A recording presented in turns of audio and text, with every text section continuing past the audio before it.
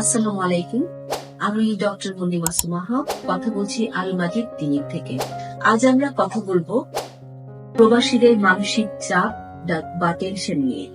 প্রবাসী আমরা সবাই কাজ করি নিজের পরিবার এবং ভবিষ্যতের জন্য, কিন্তু এখানে কাজের চাপ, একাকিত্ব এবং প্রিয়জন থেকে দূরে থাকার কারণে সবাই জীবনের কখনো না কখনো কিছু মানসিক চাপ বা টেনশনে ভুগে থাকে।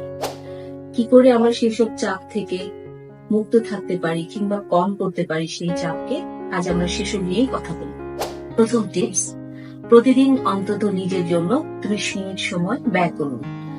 প্রত্যেকদিন কাজের পর নিজের পছন্দের কিছু করার চেষ্টা করুন। হতে পারে সেটা হাঁটতে যাওয়া, প্রিয়জনের সাথে কথা বলা, গান শোনা ইত্যাদি ইত্যাদি। দ্বিতীয় টিপস, শরীর চর্চা করুন। প্রতিদিন অন্তত 20 মিনিট শরীর চর্চা, হালকা ব্যায়াম মানসিক চাপ কমাতে সাহায্য করে। তৃতীয় টিপস, ঘুম ঠিক রাখতে হবে। প্রতিদিন কমপক্ষে 6 থেকে 7 ঘন্টা ঘুমানোর চেষ্টা করবেন। চতুর্থ টিপস, প্রয়োজন হলে কথা বলুন। মানসিক চাপ লুকিয়ে রাখবার বিষয় নয়। আপনার বিশ্বস্ত কোনো বন্ধু কিংবা পরিবারের কোনো সদস্য অথবা প্রয়োজন হলে ডাক্তারের পরামর্শ নিতে দ্বিধা করবেন না।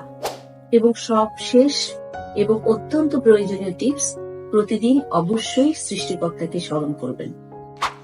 প্রবাসে একে অপরের খেয়াল রাখবেন। সুস্থ থাকুন, সতর্ক থাকুন।